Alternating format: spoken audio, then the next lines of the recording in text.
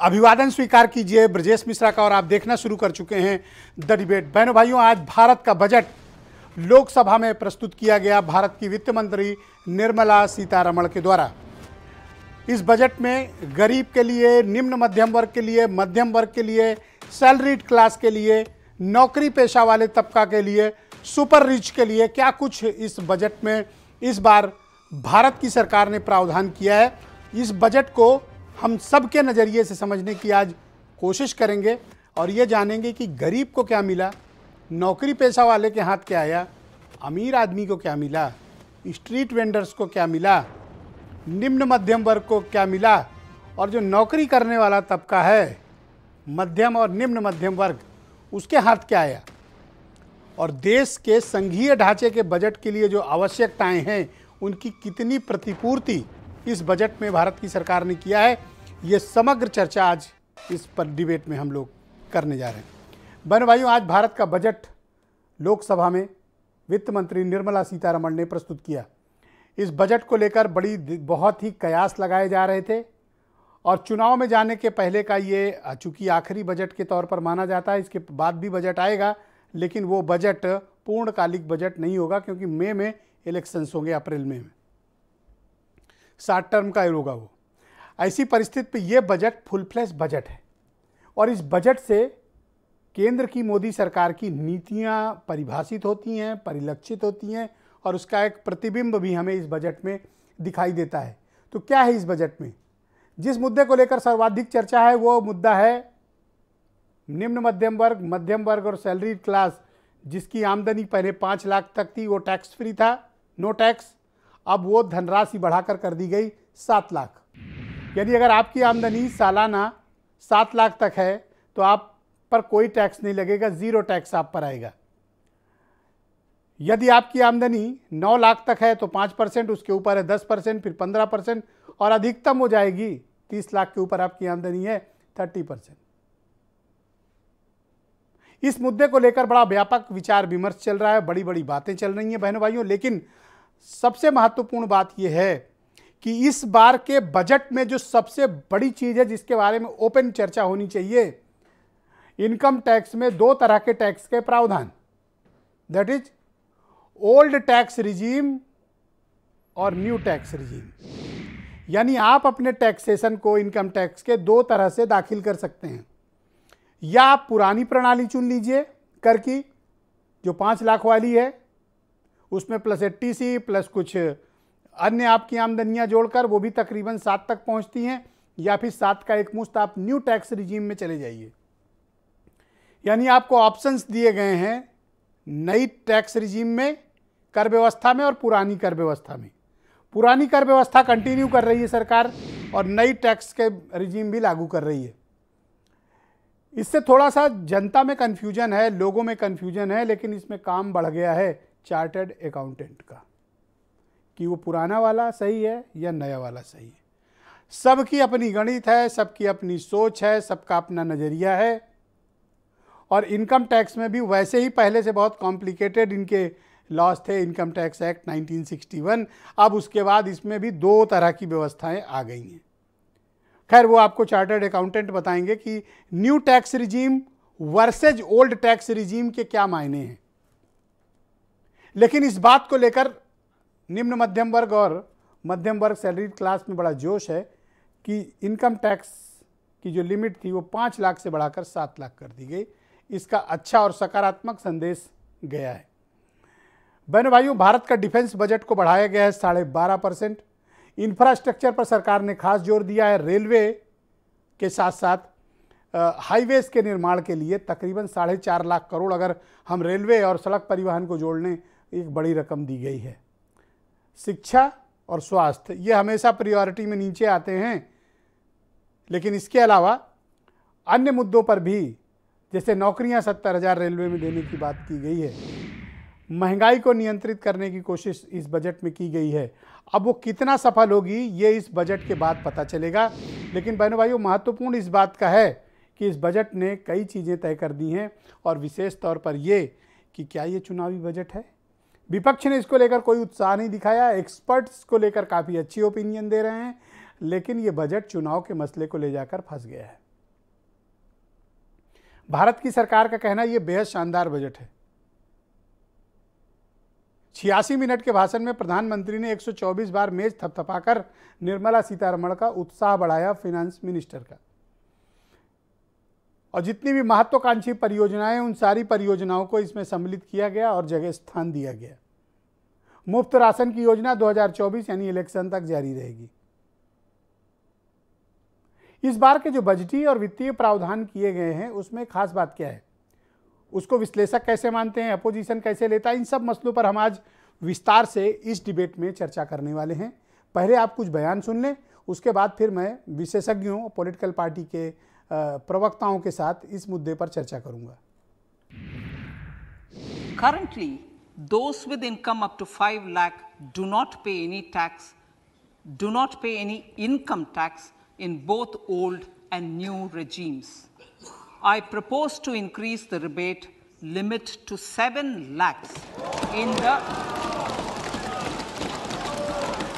I propose to increase the rebate limit to 7 lakh in the new tax regime. अमृत काल का ये पहला budget विकसित भारत के विराट संकल्प को पूरा करने के लिए एक मजबूत नींव का निर्माण करेगा। ये बजट वंचितों को वरीयता देता है। ये बजट आज की एस्पिरेशनल सोसाइटी, गांव, गरीब, किसान, मध्यम वर्ग सभी के सपनों को पूरा करेगा। बजट जो मोदी सरकार ने पेश की है, ये तो 2-4 राज्यों के इलेक्शन चुनाव को देखकर ही उन्होंने पेश किया है। तो ये तो इलेक्शन स्पीच है और वो इलेक्शन स्पीच 15 दिन पहले से ही शुरू किए हैं और उनकी जो जो बातें बाहर उन्होंने कही है वैसे जुमले इस बजट में डालकर वो उन्होंने पुनरुच्चार किया उसका। मेरा मानना है कि चुनावी बजट है और पूरी तरह चुनावी है। मिडिल क्लास को थोड़ी रियायत दी गई है, लेकिन जिस तरह महंगाई बढ़ रही है, जिस तरह पेट्रोल के दाम बढ़ रहे हैं और हर सेक्शन और हर स्टेप में महंगाई जहां बढ़ रही है, तो फाइनेंस मिनिस्टर ने किसानों का बिल्कुल ध्यान नहीं रखा है। तो भारत के प्रधानमंत्री नरेंद्र मोदी का दावा है कि ये वंचितों को वरीयता देने वाला बजट प्रस्तुत किया गया है। क्या इस बजट से भारत की तस्वीर बदलेगी? महंगाई नियंत्रित होगी, रोजगार सृजित होगा, शिक्षा और स्वास्थ्य के बेहतर विकल्प क्या लोगों के पास मौजूद होंगे और क्या लोग बचत कर पाएंगे और अपनी ज़िंदगी पहले से बेहतर और खुशहाल कर पाएंगे? उनकी क्या जीवन शैली बदलेगी? इन सारे सवालों का जवाब आज हमारी इस डिबेट में मिलेगा। आनंद दुबे मेरे साथ मौजूद हैं, उत्तर प्रदेश में भारतीय जनता पार्टी के प्रवक्ता हैं, और बहुत ही जाने माने मशहूर अर्थशास्त्री प्रोफेसर मनोज अग्रवाल भी मेरे साथ इस कार्यक्रम का हिस्सा हैं। सुरेंद्र राजपूत कांग्रेस के प्रवक्ता हैं, मेरे साथ इस कार्यक्रम का हिस्सा हैं, और व्यापार मंडल के अध्यक्ष संजय गुप्ता, भारतीय किसान यूनियन के प्रदेश अध्यक्ष हरनाम सिंह मेरे साथ मौजूद हैं, और 2 चार्टर्ड अकाउंटेंट भी बहुत मशहूर हमने आमंत्रित किए हैं। सीए प्रदीप भाटी हैं जो चार्टर्ड अकाउंटेंट भी हैं, और ख़ास बात यह है कि ये समाजवादी पार्टी के प्रवक्ता भी हैं, मेरे साथ इस कार्यक्रम का हिस्सा। और वत्सल कक्कड़ जी मेरे साथ इस कार्यक्रम में जुड़ चुके हैं, लखनऊ के बहुत ही जाने माने चार्टर्ड अकाउंटेंट है। बहुत शुक्रिया और धन्यवाद आप सभी का इस कार्यक्रम में मेरे साथ शिरकत करने के लिए। थोड़ी देर बाद वीरेंद्र जी भी इस कार्यक्रम में आएंगे। मैं कार्यक्रम की शुरुआत करता हूं। आनंद दुबे उत्तर प्रदेश में बीजेपी के प्रवक्ता हैं। आनंद जी, बजट को लेकर भारतीय जनता पार्टी संगठन के रूप में आप क्या ओपिनियन रखते हैं? आपके पास 2 मिनट का समय है।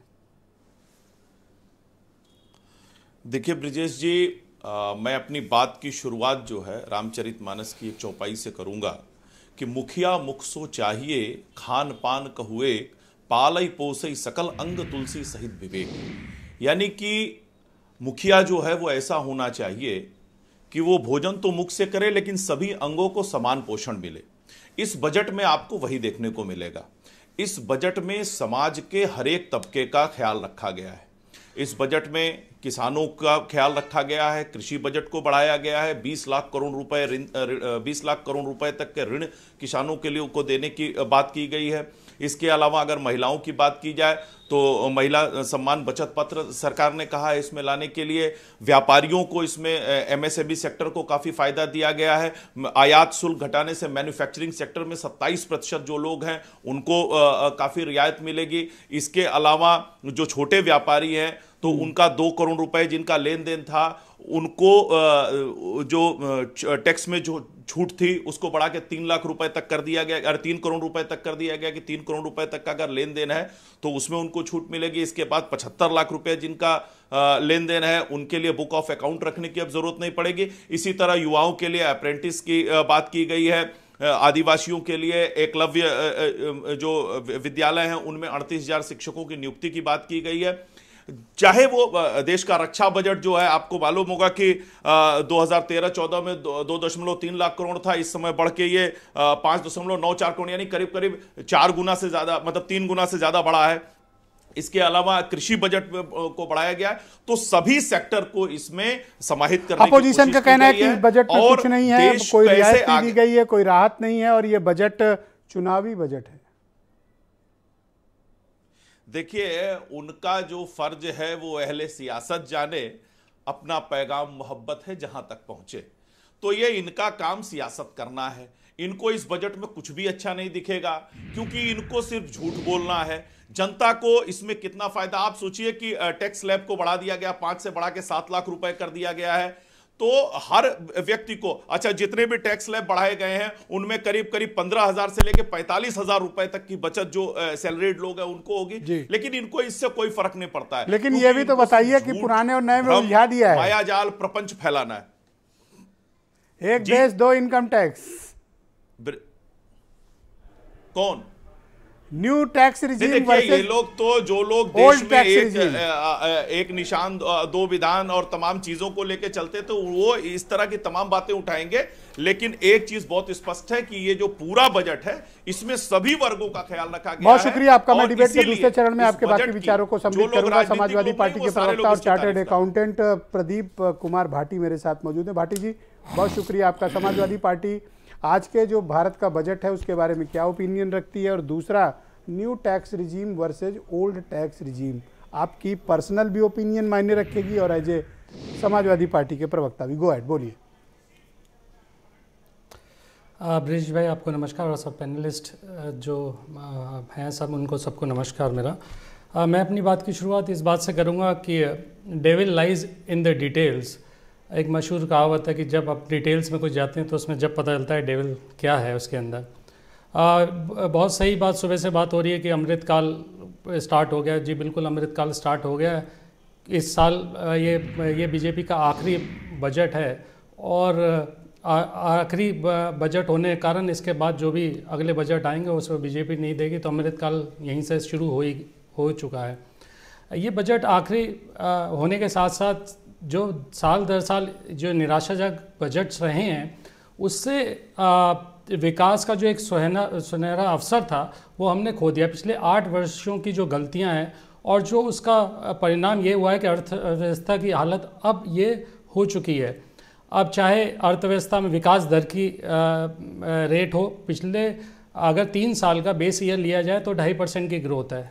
ये क्वार्टरली ये आंकड़ों में ना उलझाएं क्योंकि अगर 2.5% का एवरेज ग्रोथ है पिछले लास्ट बेस ईयर अगर 1920 लिया जाता है। बेरोजगारी की स्थिति आप सबको पता है, ऑल टाइम हाई है, 8% अबव है। महंगाई, इन्फ्लेशन सारे कीर्तिमान तोड़ रहा है। आपकी राष्ट्रीय ऋण कितना बढ़ चुका है, नेशनल डेट लगभग 300% ग्रोथ है। अकेले मोदी जी ने $100 बिलियन का नेशनल डेट। मैं आपकी बात समझ गया। आप इस बजट से सहमत नहीं हैं और इस बजट को आप खारिज करते हैं समाजवादी पार्टी के प्रवक्ता के रूप में। आप मुझे बताइए कि ये न्यू टैक्स रिजीम और वर्सेज ओल्ड टैक्स रिजीम ये क्या है, इसको हम कैसे परिभाषित करें, सरल भाषा में बताएं। देखिए, जो न्यू टैक्स रिजीम आप 7 लाख का हुआ है, ओल्ड टैक्स रिजीम में लगभग वो बेनिफिट जिनकी 7 लाख तक की इनकम थी हम ऑलरेडी ले ही रहे थे, आपने इनिशियली शुरू में बता ही दिया है। जो बाकी लोग जो उससे ऊपर के इनकम ग्रुप वाले हैं उनके लिए ऑप्शनल तो है ही, जैसे आपने बताया, उसके साथ साथ कोई बहुत बड़ा बेनिफिट नहीं है जितना बेनिफिट दिखाने की कोशिश की जा रही है। लगभग 1300 रुपये से 2,500-3 हज़ार रुपये का पर मंथ का डिफरेंस आएगा, लेकिन उससे कोई ज़्यादा मायने नहीं रखता है। आप एक हाथ देके उससे ज़्यादा निकाल रहे हैं। अगर आप यही सिर्फ अगर देखें इसी पेट्रोल पे ही देख लें तो अपनी बारी में जवाब दीजिए, आप नोट करके रखिएगा। 30-40 रुपए एक्साइज। आपका शुक्रिया भाटी जी। मैं डिबेट के दूसरे चरण में आपके बाकी विचारों को सम्मिलित करूंगा। सुरेंद्र राजपूत, कांग्रेस के प्रवक्ता, मेरे साथ इस कार्यक्रम में जुड़ चुके हैं। सुरेंद्र जी बहुत शुक्रिया। मनोज अग्रवाल जी भी इस कार्यक्रम में हैं। मैं आपसे जानना चाहता हूं सुरेंद्र जी कि कांग्रेस क्या ओपिनियन रखती है आज जो देश का बजट प्रस्तुत किया गया, और मिडिल क्लास को तो बहुत बड़ी राहत मिली है, उनका 5 लाख वाली चीज़ अब 7 लाख तक, नो टैक्स हैप्पीनेस। ये जो टैक्स हैप्पीनेस है ये तो चार्टर्ड अकाउंटेंट आपको बता देंगे, हम लोग वो टेक्निकल चीज़ों के पढ़े लिखे नहीं हैं। हम तो सिर्फ एक चीज़ आपको बताते हैं, याद होगा ब्रजेश भाई, 2013 में अरुण जेटली का वो स्टेटमेंट उठा लीजिए, सुषमा स्वराज जी का स्टेटमेंट उठा लीजिए, जिसमें उन्होंने 2.5 लाख से इनकम टैक्स को जीरो करने की बात की थी 5 लाख पर। 2014 से 2022 तक हर साल करते हैं, अभी भी इन्होंने 3 लाख रुपए किया है जीरो पर, जिसपे की जरूरत नहीं। उसके ऊपर ये क्या आंकड़ों की बाजीगरी कर रहे हैं, ओल्ड टैक्स स्कीम, नई टैक्स स्कीम, नई में बेनिफिट मिलेगा, पुरानी में हाउस लोन होगा, एजुकेशन लोन होगा तो उससे कहीं ज्यादा बेनिफिट मिल जाएगा 10 लाख के लोगों तक को। तो ये तो चार्टर्ड अकाउंटेंट बताएंगे अच्छी तरीके से, हम इसके बहुत माहिर आदमी नहीं है। लेकिन हम तो 2-3 चीजें आपसे कहते हैं कि आप इनकी फॉल्स प्रोमिसेस वर्सेस रियलिटी को समझ लीजिए और इसी बजट में समझ लीजिए। प्रॉमिस किया इन्होंने एग्रीकल्चर पर देंगे 83,000 करोड़ 83,521, एक्चुअल का एलोकेशन है 76,279 करोड़ रिवाइज्ड। उसके बाद प्राइम मिनिस्टर किसान निधि में इन्होंने कहा कि साहब 68,000 करोड़ रुपए लगेंगे, दिया इन्होंने 60,000 करोड़। एजुकेशन में इन्होंने कहा कि 1,04,000 करोड़ देंगे, दिया इन्होंने 99,000 करोड़। हेल्थ में इन्होंने कहा कि साहब हम 86,000 देंगे, दिया 77। मनरेगा में इन्होंने पिछली बार क्या नाम 89,400 करोड़ दिया था, अब दिया है इन्होंने 60,000 करोड़। और इसके बाद आप आ जाइए कि मनरेगा में जो सबसे महत्वपूर्ण बात है वो ये है कि पिछले साल के ड्यूज भी बचे हैं, बंगाल के भी हैं, यूपी के भी है। यूपी में 7-7 महीने और 8-8 महीने से मनरेगा के लोगों को मजदूरी नहीं मिली है, आपके सामने है। उसके बाद आप सोशल वेलफेयर स्कीम में आप आ जाइए तो इन्होंने कहा था कि 51,000 खर्च करेंगे, दिए इन्होंने 46,000। Umbrella scheme for schedule caste और शेड्यूल ट्राइब के लिए इन्होंने कहा था कि साहब हम 8,710 करोड़ देंगे, दिए 7,722। Umbrella scheme for schedule tribes इन्होंने कहा कि दिया क्या नाम 4,111 करोड़ देंगे, दिए इन्होंने 3,874। तो सर बजट को 10 में कितने नंबर? बजट में आप एक बात बता दीजिए ना ब्रजेश भाई, आप जो नंबर दे दीजिए हम मान लेंगे। अगर इन्होंने बेरोजगारों को रोजगार दिया हो, महंगाई को खत्म करने के लिए कोई बात करी हो, गैस के सिलेंडर को कम करने के लिए कोई बात करी हो, पेट्रोल के वैट को लेकर के इन्होंने कोई बात करी हो, जो इन्होंने वो लगाया है एक्साइज ड्यूटी कितने परसेंट 300% बढ़ा रखी है, आप हमको एक जगह पे बता दीजिए जिस जगह पे हम इनको नंबर दें। अभी डिफेंस के बजट की बात कर रहे थे हमारे मित्र आनंद दुबे जी। आनंद दुबे जी, मालूम है आपको उत्तर प्रदेश क्या नाम पूरे देश में एयरफोर्स की 43 स्क्वाड्रन होनी चाहिए, आज की डेट में 29 स्क्वाड्रन है। आप समझिए हम लोग कहां खड़े हैं। इससे ज्यादा नहीं कुछ कहूंगा मैं, इससे ज्यादा कहना उचित नहीं है। 43 स्क्वाड्रन होनी चाहिए, 29 है। बहुत शुक्रिया आपका। सुरेंद्र जी कंक्लूड करें प्लीज। सर अब ये आप हमें सर टाइम हो गया सर, 2.5-3 मिनट से बोल रहे हो आप, कंटिन्यू करो। 2.5-3 अगर हम कुछ फालतू बोल रहे हो सर, अरे सर तो और भी मेहमान है, आप अपनी बात रख लो सर। 20 सेकंड और सर जी। माउंटेनियरिंग विंग इन्होंने कहा था कि हम चाइना से लड़ने के लिए हमने माउंटेनियरिंग विंग बनाई, इन्होंने डिसॉल्व कर दी। आज की डेट में पूरे देश का नौजवान हताश है, किसान हताश है। छोटा और मझोला व्यापारी पिछले 70 साल में पहली बार किसान से और मजदूर से ज्यादा आत्महत्या की है। सबसे ज्यादा गंभीर इस पे फर्क पड़ा है मझोले और किसान पर, मझोले व्यापारी पर, छोटे किसान पर, हमारे नौजवान पर, किसी के लिए तो आप इस बजट को खारिज करते हैं? निश्चित तौर पर निराशाजनक बजट है। बहुत शुक्रिया आपका। मैं वत्सल कक्कड़ को आमंत्रित करता हूं, लखनऊ में चार्टर्ड एसोसिएशन के अध्यक्ष हैं और बहुत ही जाने माने अकाउंटेंट हैं। बहुत शुक्रिया आपका वत्सल कक्कड़ जी हमारे साथ जुड़ने के लिए। इस पूरे बजट को आप कैसे परिभाषित करते हो? आम लोगों के लिए बजट कितना प्रभावी है? सैलरीड क्लास या जिनकी आमदनी 10 लाख या उससे नीचे है, उनको आप किस तरह से लेते हो? और इस बजट के क्लासिफिकेशन का अगर आपको कहा जाए तो आप कैसे इसको परिभाषित करोगे? सर, सबसे पहले तो अगर हम उसको मैक्रो लेवल पे इस बजट को ऑब्जर्व करें तो ये बजट सर एक्सपेंडिचर ओरिएंटेड ज़्यादा है। सरकार ने इंफ्रा पे एक्सपेंडिचर पहले 7.5 लाख करोड़ था, इस साल 10 लाख करोड़ का अनाउंसमेंट किया है। Personal taxation sir, new tax में जो चेंजेस करे हैं वो विदाउट एनी डिडक्शंस हैं। विदाउट एनी डिडक्शन से मतलब है कि मुझको LIC, PPF, medical health care, अगर ये मैं कहीं पे भी इन्वेस्ट नहीं करता हूँ तब भी टैक्स में मुझे 15 लाख रुपए तक की अगर मेरी आय है तो उसमें छूट है। कहने का अर्थ ये है सर कि कहीं ना कहीं आदमी की जेब में गवर्नमेंट ने ज्यादा पैसे पहुंचाने की कोशिश करी है। जब जेब में ज्यादा पैसा होगा तो वो घूम फिर के कहीं ना कहीं इकोनॉमी में इन्वेस्ट होएगा ही होएगा, और इकोनॉमी के एक जो रुपया घूमता है उसका पार्ट बनेगा। आज की तारीख में सर हम चारों ओर अगर मैक्रो स्थिति अपनी देखें तो बहुत बुरे दौर से न केवल एशिया हमारे अगल बगल बल्कि कि विश्व में भी एक मंदी की बात होती है जी। भगवान की कृपा है हम लोग उस तरफ नहीं हैं और हमारा एक माहौल अभी भी पॉजिटिव चल रहा है। ग्रोथ में भी जो हमारी उपेक्षाएं हैं, जितना हम तेज दर से चाहते हैं उस तेजी से नहीं बढ़ रहा है, लेकिन फिर भी एक मेरे दो सवाल हैं मंदी की ओर हम नहीं हैं। ये बजट आप लोगों की एक्सपेक्टेशन के हिसाब से कैसा है? और दूसरा जो सवाल मैंने बाकी मेहमानों से भी पूछा कि इनकम टैक्स में भी अब 2 तरह के टैक्सेशन प्रणाली आ गई है, that is personalise income tax service हो गई। अब ओल्ड टैक्स रिजीम जो पुरानी कर प्रणाली है वर्सेस न्यू टैक्स रिजीम। एक चार्टेड अकाउंटेंट के नाते आप इसको थोड़ा सरल भाषा में हमारे दर्शकों को बताइए, इधर वाले में जाएं उधर पब्लिक थोड़ा कंफ्यूज हो रही है।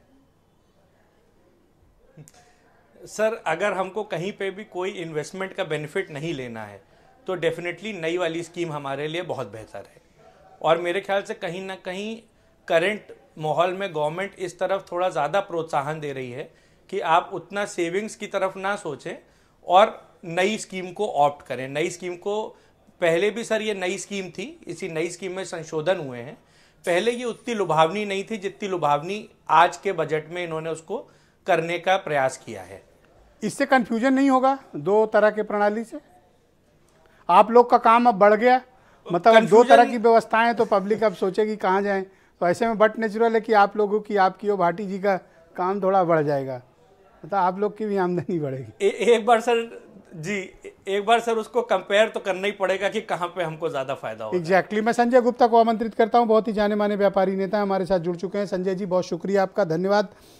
आज तो खुश होंगे आप जी? अब तो तसल्ली मिली या खुश नहीं है अभी? नहीं, आज के बजट को हम 2 तरीके से देखते हैं। एक तो व्यापारी सर, आप खुश हो कि नहीं पहले ये बताओ, फिर 2 तरह से बताना। कुछ खुश हैं और कुछ चीज़ें बाकी हैं। ओके।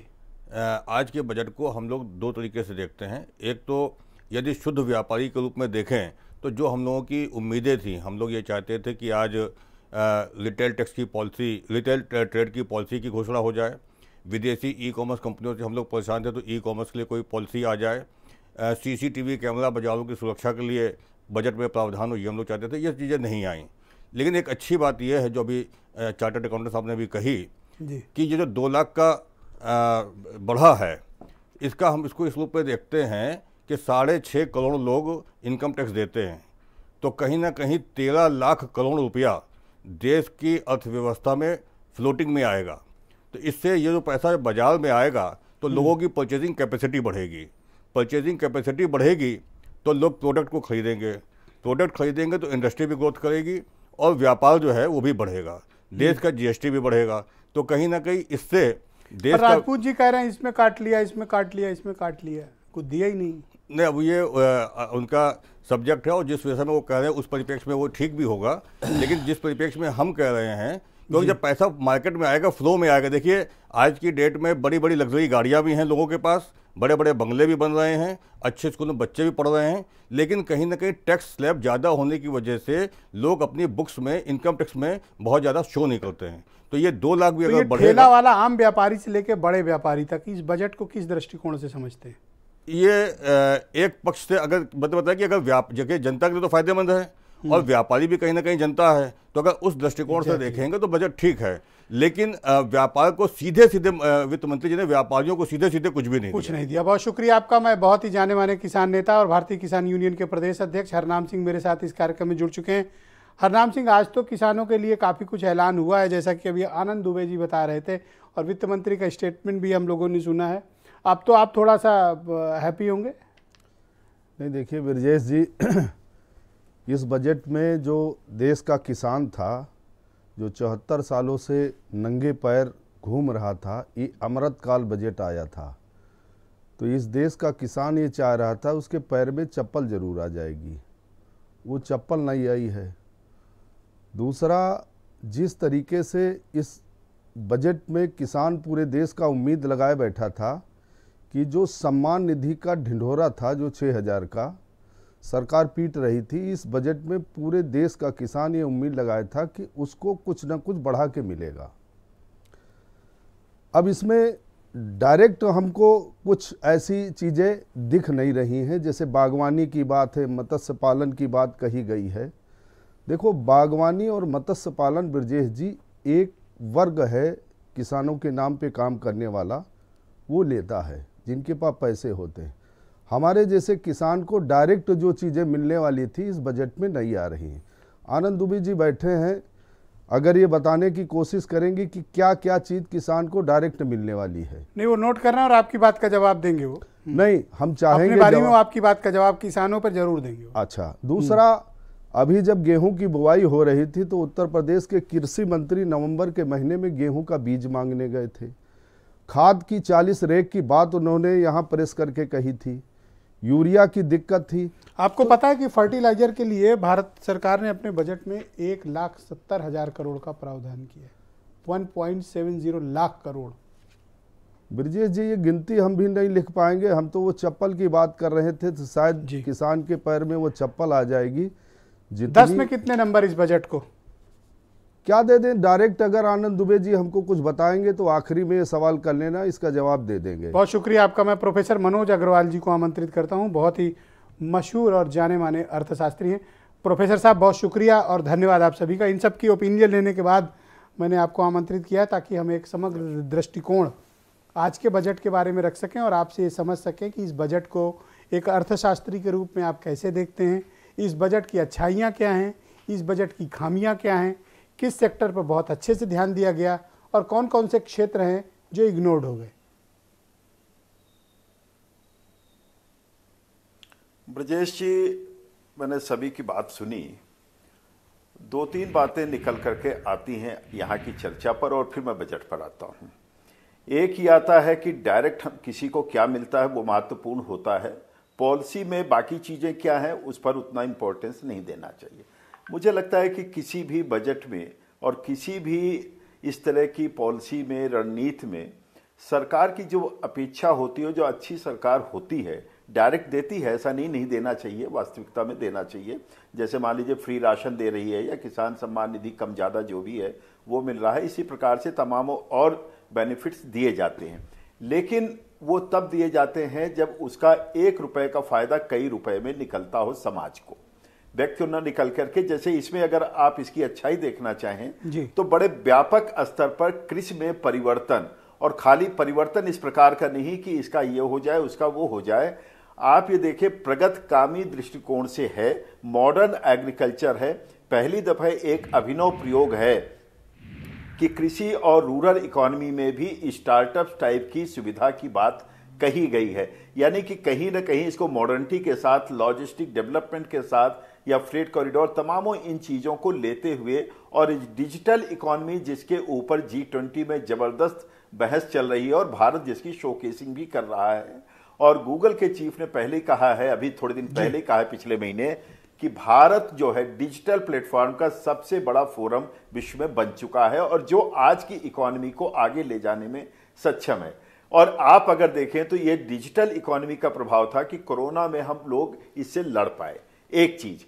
दूसरा जो महत्वपूर्ण बिंदु यहां पर निकल करके आता है, अवस्थापना सुविधाएं और उसी में यदि रेलवे को भी हम शामिल कर लेते हैं, जिसको 2.4 लाख करोड़ दिया गया है, 10 लाख करोड़, साथ में राज्यों को जो दिया जाना है 50 वर्षों का इंटरेस्ट फ्री लोन, जी, वो एक बड़ी बात होती है। एक तरह से वो सर, मैं एक और इससे भी थोड़ा समग्रता में जाना चाहता हूँ कि इकोनॉमिक की जो अर्थव्यवस्था की दुनिया भर में हाल है और जो ग्लोबल एक ट्रेंड इस वक्त चल रहा है, उस पर्सपेक्टिव को ध्यान में रखते हुए आज जो पेश किया गया बजट है भारत का, ये किस दिशा में जा रहा है?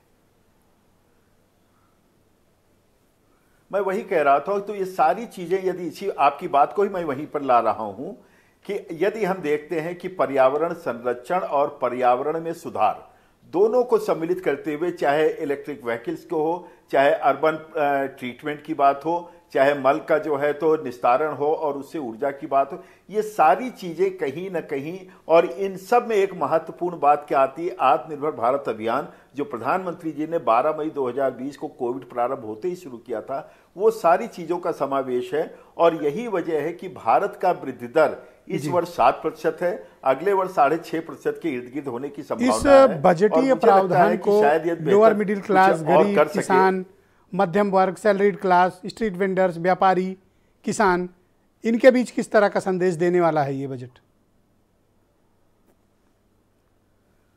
यदि हम देखते हैं कि आज लोगों को क्या चाहिए, जो हमारे यहाँ जिसको हम लोग पब्लिक गुड्स कहते हैं, कि आप फास्ट गति से वंदे मातरम देखते हैं, एक्सप्रेस वेज देखते हैं, अच्छी हाईवेज देखते हैं, या ट्रेन का संचालन देखते हैं, या आवागमन देखते हैं, या इंटरनेट 5G की तरफ बढ़ते हैं, ये हमारी जो है किस्मत को और हमारे जो है व्यापार को हो, चाहे हमारे कैरियर को, स्टूडेंट के कैरियर को हो, आज चाहे किसान का हो। अब आप ये देखें कि लोगों का अर्बन क्षेत्र में उतना बड़ा पलायन नहीं हो रहा है, क्योंकि अगर लखनऊ से 150 किलोमीटर भी है अगर कोई है, तो सुबह आके शाम को जा सकता है, पब्लिक ट्रांसपोर्ट से भी, अपने से भी। तो ये जो सारी चीजें होती, इसी तरह से वस्तुओं का आदान प्रदान बढ़ाने की चेष्टा है। तो और ये सारी चीजें मुझे लगता है कि आप इस बजट से संतुष्ट हैं सर? जो अपना मॉडल ये बजट अपने पर्पज को सर्व कर रहा है? देखिए, कोई एक बजट पूरी तरह से कोई पर्पस पूरी तरह से किसी को नहीं सर्व कर सकता है जी। हम ये कह सकते हैं जो पिछले कई वर्षों का बजट है उसको बेस बनाते हुए इस कंटिन्यूटी बहुत शुक्रिया सर, मेरे साथ वीरेंद्र जी, बहुत शुक्रिया सर। दूसरे चरण में आपके बाकी विचारों को हम सम्मिलित करेंगे। वीरेंद्र सिंह जी हमारे स्टेट हेड इस कार्यक्रम में जुड़ चुके हैं। वीरेंद्र जी, मैं आपकी ओपिनियन जानना चाहता हूं कि आज जब बजट पेश हुआ तो जनता के बीच, चूंकि आप बहुत रहते हैं, तो पब्लिक के बीच क्या परसेप्शन है आज के बजट को लेकर? देखिए, सबसे पहले तो नौकरी पेशा वाले ज़्यादा गुणागणित लगाते हैं कि इतने पे इनकम टैक्स की रिबेट मिलेगी। 5 साल से मोदी सरकार नहीं बढ़ा रही, 2.5 लाख रखे हैं, अब की बार 3 लाख कर दिया कि 3 लाख तक की आय जो है वो पूरी तरह से कर मुक्त कर दी। 7 लाख तक की आमदनी पर कोई टैक्स नहीं लगाया जाएगा। तो एक तो ये नौकरी वाले 15-16 लाख तो उत्तर प्रदेश में ही हैं, इनको काफ़ी जो है इस बात से खुशी हो सकती है। ब्रजेश जी, बजट जो है आप उसको कहते हैं कि जब घर में नई नई नवेली दुल्हन आती है तो वो चाहे जितना अच्छा पकवान बनावा है, लेकिन सासू माँ जो होती है उसके काम में विपक्ष भी जो है उसी तरह से मीन मेघ निकालता रहता है। तो बजट कोई सरकार कैसे भी पेश करे, लेकिन विपक्ष का काम है उसका विरोध करना, तो वो करेगी। लेकिन बजट जब देश का आता है तो बहुत सारी चीज़ों पे असर डालता है, घर के आपके किचन से लेके पहनावे ओढ़ावे, जीवन शैली, होटल, खाना पीना, मोबाइल, टेलीफोन, टीवी, सब चीज़ों पर जो दैनिक जीवन से हमारे जुड़ी हैं। लेकिन हम उसके साथ साथ ये भी देखते हैं कितनी नौकरियां मिलेंगी, सरकार किन किन चीज़ों पर अनुदान देगी, सरकार कितने आवास बनवा रही है, कहाँ से पैसा आएगा, क्योंकि लाभार्थी योजनाएं भी इस देश में बहुत सारी चल रही हैं। 1 साल के लिए राशन वाली योजना बढ़ा दी गई है और हमारे यहाँ कहा जाता है राशन पे तो भाषण है, लेकिन भाषण पे राशन नहीं मिलता है। तो राशन लो, भाषण दो, ये तो बात ठीक है। और ये 1 साल के लिए मामला टाइट हो गया, तो इसका मतलब यह है कि अब 2024 का भी जो बजट आएगा, अंतिम बजट होगा जो मोदी सरकार के दूसरे कार्यकाल का, वो उसमें भी ये योजना जारी रहेगी, ये बंद नहीं होगी, ये स्पष्ट हो गया है। अब 5G की चर्चा हुई, हीरा सस्ता हो गया, साइकिल सस्ती हो गई। चलो साइकिल तो भाई समाजवादियों को भी थोड़ा खुशी दे रही होगी और आम आदमी की भी सवारी है, तो साइकिल सस्ती होने तो फ़ायदा है। कुछ मोबाइल सस्ते हो जाएं, इलेक्ट्रॉनिक वाहन कुछ सस्ते कर रही सरकार, क्योंकि पेट्रोल डीजल तो सस्ता कर नहीं पाई, तो चलो यही सस्ता कर दो भाई। बहुत सारी चीज़ें ऐसी हैं जो अपने अपने लोग रख रहे हैं। लेकिन आप देखिए कि इस संसार में किसी को मुकम्मल जहां कभी नहीं मिला, न घर के बजट को मिला न बाहर मिला। कोई सिलेंडर की सस्ते होने की उम्मीद कर रहा था, कोई दूध सस्ता होने की उम्मीद कर रहा है, कोई राशन पानी कुछ सस्ता हो जाए। तमाम सारी चीज़ें हैं। जिस देश में जनसंख्या बढ़ रही हो, संसाधन कम हो, वहाँ सस्ताई की उम्मीद कैसे की जा सकती है? तो ये बड़ी गंभीर सी बात है। लेकिन टीवी वीवी अगर सस्ती हो गई तो ठीक है। हमारे यहाँ बड़े बुजुर्ग कहते थे ब्रजेश जी कि जब दाहिने हाथ में खुजली हो तो समझ लो पैसा आने वाला है। और यहाँ पूरे बदन में खुजली मच गई लोगों के। अब पैसा आएगा कि इनको डॉक्टर के पास इलाज कराने ले जाओ, खर्चा बढ़ जाएगा।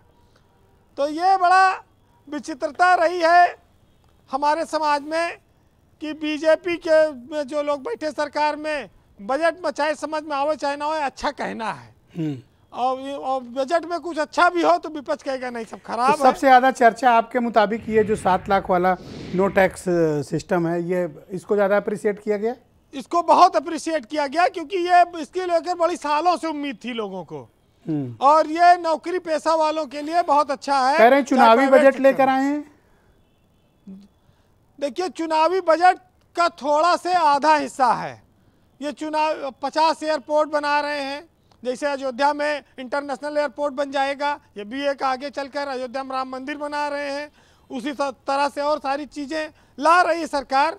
आप इसको 50% चुनावी बजट मान सकते हैं। और राशन वाला जो योजना बढ़ाई सरकार ने जी, और किसान सम्मान निधि 2000 रुपया हर जो है चौथे महीना दे रही है, तो वो कंटिन्यूटी में है चीज़ें। ओडीओपी जो उत्तर प्रदेश सरकार का था उसको केंद्र सरकार ने अपनाया, उसको बढ़ावा देने जा रही। जी देखिए अब पक्ष और विपक्ष पे एक छोटा चुटकुला सुन लीजिएगा कि एक बार एक आदमी ट्रेन में यात्रा कर रहा था, तो जगह नहीं थी, खड़ा था, तो बगल में एक बोरा रखा हुआ था। तो आदमी ने पूछा उसे कि भाई साहब इस बोरे पे बैठ जाएं बोरा मालिक से। तो बोरा मालिक ने कहा कि नहीं नहीं खरबूजे फट जाएंगे। तो उसने कहा अच्छा इसमें खरबूजे हैं? तो कहीं नहीं, इसमें तो कीले हैं, खरबूजे आपके फटेंगे। तो हमारे यहाँ जो है बजट को पक्ष और विपक्ष को आप इसी रूप में देख सकते हैं जी। बहरहाल सुनिएगा कि आपकी थाली में रोटी है क्योंकि घर में किसान है, और घर में किसान है और इसलिए क्योंकि खेत में किसान है। तो किसान को तो बहुत कुछ देना चाहिए था, शायद रह गया। सुनिएगा कि कैसा आया इस साल का बजट। एक साहित्यकार ने लिखा है कि कैसा अजीब आया है इस साल का बजट, और मुर्गी का जो बजट है वही है दाल का बजट। और इतनी है एक कलर की तनख्वाह आजकल कि जितना है बेगम के एक गाल का बजट। और टीवी का ये मजाक अदीबों के साथ है कि शायर से दुगना रख दिया कव्वाल का बजट। जी बहुत शुक्रिया आपका वीरेंद्र जी, बहुत बहुत धन्यवाद हमारे साथ जुड़ने और इस इनपुट को उपलब्ध कराने के लिए। बहनों भाइयों, डिबेट के पहले चरण में अपोजिशन ने इस बजट को खारिज किया है। किसानों का कहना है कि इस बजट में हमारे पास कुछ नहीं, जबकि भारतीय जनता पार्टी का क्लेम है कि ये अमृतकाल का पहला बजट है जो वंचितों को वरीयता देने वाला है। अब जितने भी मुद्दे उठे हैं ना डिबेट में, उन सब का जवाब देंगे आनंद दुबे, उत्तर प्रदेश में बीजेपी के प्रवक्ता हैं। काफ़ी कुछ अपोजिशन ने आरोप लगाए, एक तो आपका बजट खारिज किया है और किसान नेता ने तो गंभीर आरोप लगाए। ब्रजेश जी, थोड़ा मुझे जवाब देने का समय दे दीजिएगा। पहले मैं अपने बड़े भाई आदरणीय राजपूत जी का जवाब दूंगा कि उन्होंने कहा कि ये निराशाजनक बजट है। स्वाभाविक सी बात है, जो पार्टी निराशा के गर्त में डूबी हुई है और लगातार निराशा के गोते खा रही है, उसे ये निराशाजनक लगेगा। इन्होंने 2 मुद्दे उठाए, कहा कि महंगाई, और दूसरा कहा कि ग्रोथ, और तीसरा बेरोजगारी। ये 3 तरह की बातें उन्होंने उठाई। मैं आपको महंगाई बता देता हूँ। आज महंगाई जो है 6% के आसपास है। मैं 2009 से 2014 तक की जब इनकी सरकार थी उसमें महंगाई बता देता हूं, डबल डिजिट में रही है। 2009 में 10.8, 2010 में 11.9, 2011 में 8.5, 2012 में 9.3 और 2013 में 11.6% है। ये इनके समय में महंगाई रही है। ये डेटा है, इसको जाके आप चेक कर सकते हैं। आज जब दुनिया के 63 देशों में महंगाई डबल डिजिट में है, उसके बावजूद भी हमने महंगाई को कंट्रोल करके रखा हुआ है। आज हम विश्व की 5वीं बड़ी अर्थव्यवस्था बने हैं। आज IMF हो, क्रिसिल हो या मूडीज हो, सब ये कह रहे हैं कि भारत की जो ग्रोथ की रफ्तार है वो G20 देशों में सबसे बेहतर है। इसके अलावा इन्होंने बेरोजगारी की बात की। मैं CMI का डेटा बताता हूं। बिहार में हमारी सरकार नहीं 19.1% बेरोजगारी है, दिल्ली में हमारी सरकार नहीं है 20.8% बेरोजगारी है, झारखंड में 18% है, राजस्थान में जहां इनकी सरकार है 28.5% है और पंजाब में 6.8% है, उत्तर प्रदेश में 4.3% के आसपास है। तो ये इनका असली चेहरा है जो ये बता रहे हैं। ओके, आप तो सारा समय सिर्फ राजपूत जी और के लिए हमारे रख रहे हैं। किसान भाई ने कहा बाकी किसानों ने भी बहुत गंभीर आरोप लगाए। नहीं, मैं सुरेंद्र जी प्लीज वेट। हाँ, नहीं, मैं किसान भाई हमारे जो बात कह रहे हैं, मैं उनकी बात का भी जवाब दे रहा हूं। देखिए, सरकार ने किसानों को आगे बढ़ाने के लिए हर प्रावधान किया। 20 लाख करोड़ रुपए का ऋण का प्रावधान किया गया है जो किसान क्रेडिट कार्ड के जरिए बांटा जाएगा। और इन्होंने तो कह दिया कि जो मत्स्य उद्योग में जुड़े हैं और जो बागवानी में जुड़े उनको किसान मानने से इनकार कर दिया। एक बहुत बड़ा तबका है जो मत्स्य में और बागवानी में लगा है, इनके लिए प्रावधान किया गया। श्री अन्न योजना की शुरुआत की गई है मोटे अनाज को बढ़ावा देने के लिए। इसके अलावा केन बेतवा लिंक के लिए पैसा दिया गया है ताकि उस एरिया के जो किसान हैं उनको भूमि सिंचित करने के लिए मिले। इसके अलावा तमाम चीजें हैं जो बजट में प्रावधान है, इनको ये चाहे तो गंभीरता के साथ पढ़ ले, इनको पता चल जाएगा। लेकिन इस तरह से सिर्फ टेलीविजन पर बैठकर और ये कह देना कि जी साहब हमें कुछ नहीं मिला, आप जाइए बजट को पढ़िए, एक बार उसको डिटेल में देखिए, आपको खुद ही पता चलेगा कि और क्या क्या चीजें। अरे कह रहे किसान हवाई चप्पल नहीं पाए, आप कह रहे हैं बजट पढ़ लो जाके। अब अरे तो आप बताओ ना इन्हें मिला क्या है, आप इनको पढ़ने की सलाह क्यों दे रहे हो?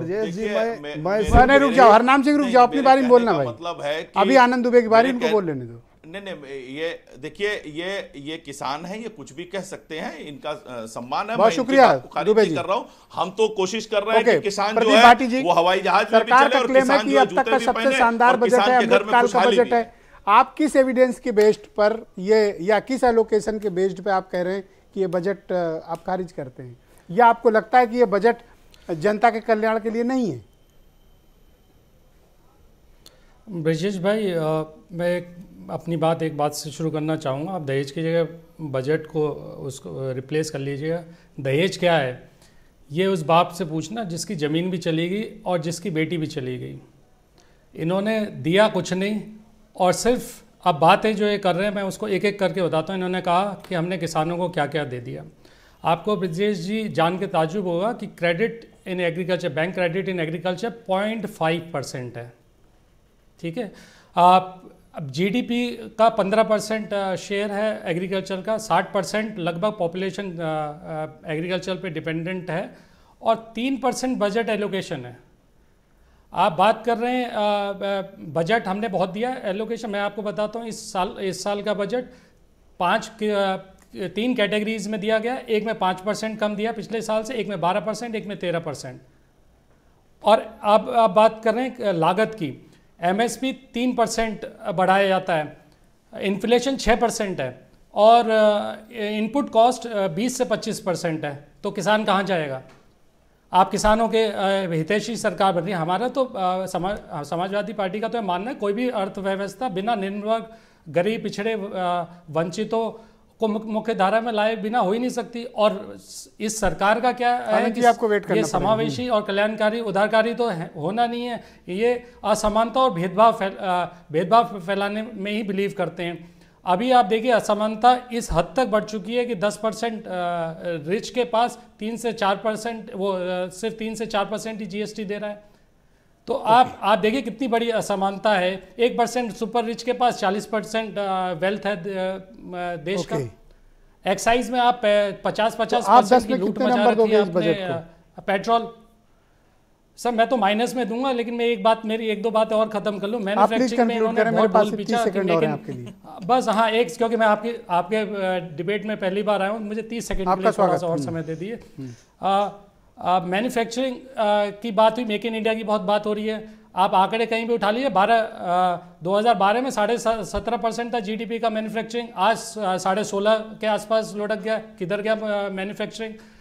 आप बात कर रहे थे रोजगार की, 10 करोड़ रोजगार मिल जाने चाहिए थे, 8 करोड़ मिल जाने चाहिए, 2 साल में मिल जाने चाहिए थे। क्या हुआ?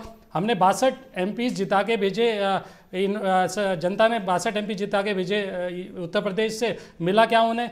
सबसे हम बिहार से भी पीछे पर कैपिटा इनकम में। बहुत शुक्रिया आपका भाटी जी, हमने शुक्रिया। मैं इस डिबेट को आगे बढ़ाता हूं। भाई सुरेंद्र राजपूत जी, डिबेट में आपकी बारी है और आप ही के दरवाजे पर मटका फोड़ कर निकले हैं आनंद दुबे, बताइए। अब पंडित जी है, मटका फोड़े चाहे हमारा सर फोड़े, हम लोग तो भाई सर झुकाए। अरे अभी तो मटका ही फोड़ रहे हैं सर, पहले मटका ले। कहते हैं ना कि सब नहीं प्रभु, आप हमारे बड़े भाई हैं, हम आपका बड़ा सम्मान करते हैं। राजपूत जी हाथ जोड़ के प्रणाम करते हैं। सब कुछ है भाजपा राज में, जो रोटी नहीं तो क्या, वादे लपेट लो तन पे, जो लंगोटी नहीं तो क्या।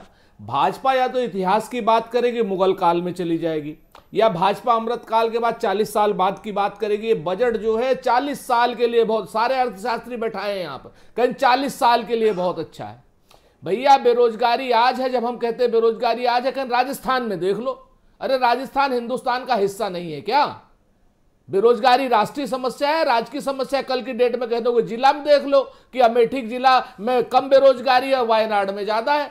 अजीब किस्म का ये दोगलापन चल रहा है, दोहरापन चल रहा है। भाई पूरे देश की बेरोजगारी की स्थिति 70 साल में सबसे बदतर है।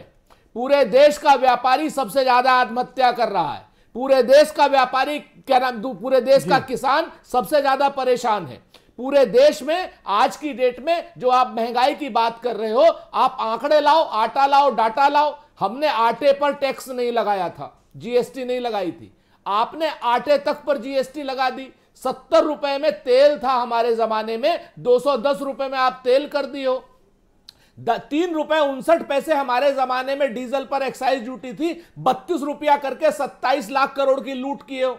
55 लाख करोड़ हमने 70 साल में कर्ज लिया था। 10 साल के 8 साल के अंदर आप 100 लाख करोड़ उसमें जोड़ करेंगे, 155 लाख करोड़ कर्ज कर दिए हो। पैसा गया तो गया कहां? कौन ले जा रहा है? आज की डेट में हाँ, आपने 2 किसानों के लिए बड़ा अच्छा काम किया। आप कह रहे हो कि 50 एयरपोर्ट बनाएंगे और 50 के 50 अडानी जी को लीज पर दे देंगे। आप कह रहे हो पोर्ट बनाएंगे 19,000 करोड़ रुपए में, वो सारे अडानी जी को लीज पर दे देंगे।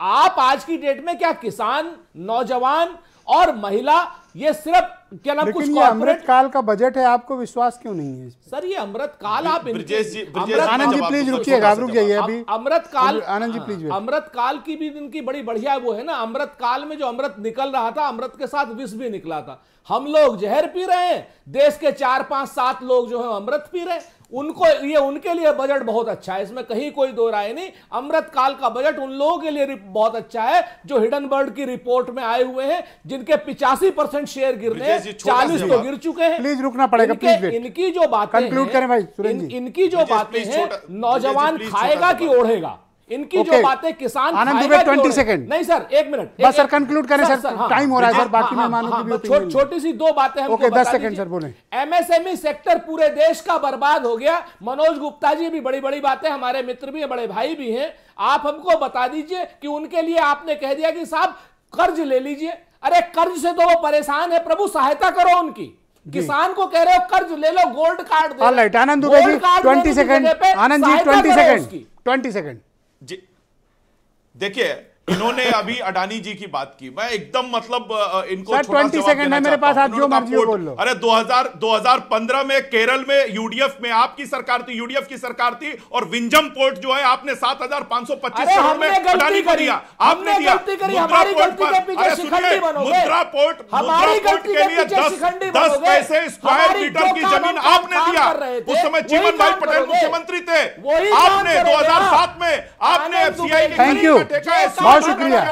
यहाँ मैं अडानी पे चर्चा की लिए ये डिबेट थोड़ी ना है, वत्सल कक्कड़ जी को लाया जाए। बहुत शुक्रिया आप दोनों का। वत्सल जी, इस पूरे बजट के परिदृश्य को हम लोग किस तरह से परिभाषित करें कि आम आदमी को इस बजट में क्या मिला? विजय सर, आम आदमी को एक जो बहुत पॉजिटिव चेंज मैं देख रहा हूँ पिछले 3-4 साल से, खास तौर से गवर्नमेंट का फोकस है कि आर्टिफिशियल इंटेलिजेंस का इस्तेमाल करते हुए टैक्स बेस को बढ़ाने का बहुत एक पॉजिटिव काम हो रहा है और टैक्स बेस बढ़ भी रहा है आर्टिफिशियल इंटेलिजेंस की मदद से, चाहे वो इनकम टैक्स हो चाहे वो इनडायरेक्ट टैक्स जैसे जीएसटी हो। बेस बढ़ता जा रहा है सर। इंफॉर्मेशन सारी डिपार्टमेंट के पास है, जो भी ट्रांजैक्शन आदमी कर रहा है वो डिपार्टमेंट के नॉलेज में है। ई इनवॉइसिंग के थ्रू जीएसटी का भी सर एक आउटरीच बढ़ता चला जा रहा है। तभी कारण है, आप देखें जनवरी का जो हमारा डेटा आया है जीएसटी के कलेक्शन का, 1,55,000 करोड़ जनवरी के महीने में हमने किया, जबकि कि जनवरी में कोई भी त्योहार नहीं था। और जब हम अपने चारों ओर देखते हैं कि कितनी रिसेशन की बात हो रही है, तो आप ये मानते हैं कि ये बजट अर्थव्यवस्था को सही दिशा में ले जा रहा है? जी, अर्थव्यवस्था के हिसाब से एक मैक्रो पिक्चर में तो डेफिनेटली सर ले जा रहा है। ऑलराइट, गुप्ता जी आप मुझे बताइए कि व्यापारियों के लिए आपके मन में थोड़ा सा भावना है कि उनके लिए कुछ बेहतर नहीं किया गया, लेकिन अगर आम लोगों के पास कुछ बचत होगी, उनके टैक्स से कुछ छूट मिलेगी, तो उसका सीधा लाभ तो परचेजिंग कैपेसिटी बढ़ने पे ही होगा ना, उसका लाभ तो सब में बटेगा। निश्चित रूप से मैंने ये बात कही भी है, क्योंकि जब मार्केट में पैसे का फ्लो बढ़ेगा तो व्यापार भी बढ़ेगा, उद्योग भी बढ़ेंगे और गवर्नमेंट का जीएसटी और अधिक बढ़ेगा, और जितना पैसा बढ़ता जाएगा सभी को उसमें लाभ होगा। लेकिन व्यापारियों को जो उम्मीदें थी, जो डायरेक्ट हम लोग को उम्मीदें थी, वो नहीं हुई, तो उससे कहीं ना कहीं थोड़ा सा टैक्स वसूली के लिए ही आर्टिफिशियल इंटेलिजेंस का इस्तेमाल ना हो, कुछ जरा व्यापारी कल्याण के लिए भी आर्टिफिशियल इंटेलिजेंस लगे। हाँ, सिर्फ टैक्स वसूलने के लिए इंटेलिजेंस। व्यापारी तो खुद अपनी बात बता रहा है, उसमें इंटेलिजेंस की जरूरत भी नहीं है। अगर हमारी समस्या को भी तो एआई पे लाओ। हम लोगों ने इतने ज्ञापन दिए हुए हैं, सिर्फ वसूली के लिए एआई रहेगा। विदेशी ई कॉमर्स कंपनियां लगातार परेशान की है। ई कॉमर्स की पॉलिसी, वो मुद्दा आप हमेशा उठाते हैं, मैं उस मुद्दे से आपके सहमत भी हूँ। जी, ई कॉमर्स पॉलिसी होनी चाहिए। रिटेल ट्रेड में जो है 51% तक का एफडीआई आ गई है। शुक्रिया आपका। मैं हरनाम सिंह को आमंत्रित करता हूँ। आपने सुना दुबे जी ने कहा कि पढ़ लो बजट, क्या क्या है सब पता चल जाएगा। नहीं दुबे जी, देखिए ऐसा है, जैसे आपने एक बात कह दिया कि किसान हैं टीवी पे बैठ के कुछ बोल सकते हैं, एक बात आपने ये कह दिया। दूसरी ये कह दिया कि पढ़ लो। अगर किसान पढ़ा लिखा ही होता और इस देश की राजनीति ने इस देश की जनता को फ्री शिक्षा, फ्री अनाज की जगह पे फ्री शिक्षा दे दिया होता, तो हम उस बजट को आनंद दुबे जी जरूर पढ़ लेते।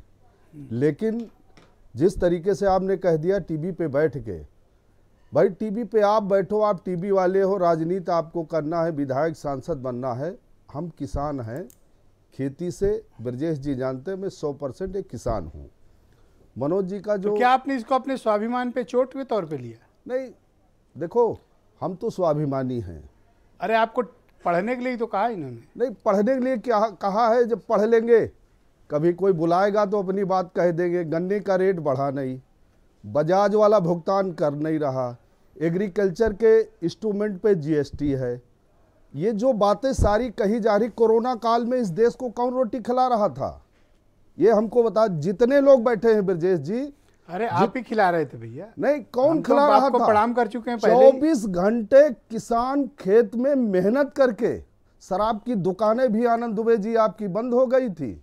सबसे पहले आपने शराब की दुकान खोली थी, लेकिन इस किसान ने, इस देश के किसान ने 24 घंटे दिन रात, कोरोना में भी इस देश का, उस समय आप देखो, मैं आपसे जवाब नहीं चाहता हूँ, मैं जवाब नहीं चाहता हूं, लेकिन मुझे इस बात का कष्ट है जी कि जो गन्ने की पर्ची, रुकना पड़ेगा प्लीज। नहीं, गन्ने की जो पर्ची है उस पे रेट नहीं आ रहे। क्या गन्ने के रेट बढ़ेंगे? क्या बजाज वाला भुगतान करेगा जी? अगर नहीं करेगा, वो जो घटतौली है, जो घटतौली है, घटतौली को प्रोफेसर मनोज अग्रवाल जी, सर वैश्विक अर्थव्यवस्था में जो मंदी के संकेत यूरोपियन या अमेरिकन या फिर ईस्ट एशिया के देशों से कुछ ऐसे संकेत मिल रहे हैं, उसके पर्सपेक्टिव को देखते हुए जब हम भारत की अर्थव्यवस्था और आज के बजट को देखते हैं, जो बजटीय प्रावधान हैं, इनको आपको लगता है कि महंगाई की जो आहट है उसका ठीक से मुकाबला कर पाएगा ये बजट का जो प्रावधान किए गए, एलोकेशंस किए गए हैं? किसान का 47,000 से 74,000 पर किसान की। मैं प्रोफेसर मनोज अग्रवाल जी बोलेंगे जी, गो अहेड सर। उसमें कंट्रोल किया गया है जी जी। तो उसमें इन्फ्लेशन में कंट्रोल है और 6% की लिमिट है, 6% के अंदर 2 महीने पहले आ चुका है, लेकिन ये अभी सेटिस्फैक्ट्री नहीं है। भारत में जो बियरेबल है वो 4% के आसपास रहे तो वो ज़्यादा अच्छा है, क्योंकि हमें समावेशी विकास के लिए ज़्यादा ऊंची इन्फ्लेशन की आवश्यकता नहीं है। लेकिन जिस प्रकार की वैश्विक परिदृश्य है और जो हमारी रणनीति है, अब मुझे लगता है कि अपनी रणनीति ज़्यादा बेहतर है। उसका एक प्रमाण ये मिलता है कि हमारे पास उस प्रकार का निराशावाद नहीं है। हमारे पास ये देखते हैं तो सारे सेक्टर, इवन मैन्युफैक्चरिंग देखिए तो अब बाउंस बैक कर रहा है, टूरिज्म सेक्टर तेजी से बढ़ रहा है, जबकि अन्य देशों में ऐसा नहीं हो रहा। खासतौर पर एडवांस्ड कंट्रीज में जिस प्रकार का निराशा का वातावरण है और जो उनका आर्थिक मॉडल था, यहाँ पर समय नहीं उसकी चर्चा करने का, तो मुझे लगता है हम लोग उनके आर्थिक मॉडल को, चाहे कैपिटलिस्ट का रखा हो चाहे सोशलिज्म जो हम लोगों ने लिया था, वो मॉडल कहीं ना कहीं भारत के लिए उपयुक्त नहीं था। जो भारत का अपना समावेशी विकास का, सर आपके मित्र सुरेंद्र राजपूत ने आपके एमएसएमई के विषय पर आपके बयान से असहमति जताई थी, उस पर भी आपकी ओपिनियन और क्लैरिफिकेशन आवश्यक है। अब वो उनका अधिकार है। जहां तक एमएसएमई की बात है तो मैं यही कहूंगा कि एमएसएमई को जिस प्रकार से 60 के दशक से लेकर के 91 के इकोनॉमिक रिफॉर्म्स के बाद देखिए, अगर जो रिफॉर्म्स हुए सबसे बड़ी कैजुअलिटी एमएसएमई की हुई थी, और अब उसको पोषित करना, बहुत शुक्रिया सर, मेरे पास इसमें समय लगता है का अभाव है सर, इसमें चुनौतियां डिबेट को यहीं रोकना पड़ेगा। मैं आपका बहुत शुक्रिया अदा करता हूं। आनंद दुबे, आप बार बार हाथ उठा रहे हैं, 10 सेकंड बोलिए। बस इन्होंने जहर की बात की कि हम जहर पी रहे हैं। मैं इनके लिए एक शेर पढ़ना चाह रहा हूं कि पता होता तो मुशायरा बुला लेते, तो दुनिया की निगाहों में आ जाते। आप अगर जहर देते तो दुनिया की निगाहों में आ जाते, इसलिए आपने ये किया कि वक्त पर दवा न दी। बहुत शुक्रिया, बहुत बहुत धन्यवाद, बहुत बहुत धन्यवाद, बहुत शुक्रिया, बहुत बहुत धन्यवाद। आप सबका बहुत बहुत आभार। और बहनों भाइयों, आप सबका भी बहुत शुक्रिया, अभिनंदन और धन्यवाद इस कार्यक्रम को देखने के लिए। बजट को समझना है